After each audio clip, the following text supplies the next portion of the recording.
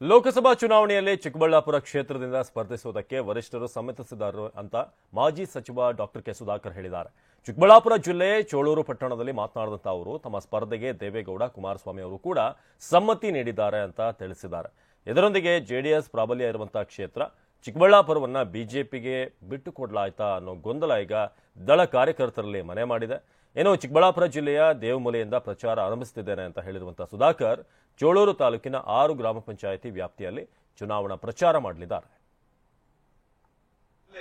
ಜೆಡಿಎಸ್ನ ಮಾಜಿ ಪ್ರಧಾನಿಗಳು ಶ್ರೀ ದೇವೇಗೌಡರು, ಮಾಜಿ ಮುಖ್ಯಮಂತ್ರಿಗಳು ಶ್ರೀ ಕುಮಾರಸ್ವಾಮಿ ಅವರು ಕೂಡ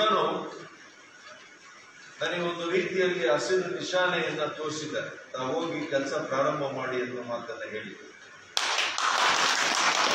ಹಾಗಾಗಿ ನಾನೀಗಾಗಲೇ ಇವತ್ತು ದೇವಮೂಲೆಯಲ್ಲಿ ಚೇಳೂರು ತಾಲೂಕಿನ ಚಾಕ್ವೇಲೂರಿಂದ ಪ್ರಾರಂಭ ಮಾಡಿದೆ. ನೀವೆಲ್ಲ ಕೂಡ ನಿಮಗೆ ಗೊತ್ತಿದೆ, ಸುಧಾಕರ್ ಅಂದ್ರೆ ಅಭಿವೃದ್ಧಿ, ಅಭಿವೃದ್ಧಿ ಅಂದ್ರೆ ಸುಧಾಕರ್.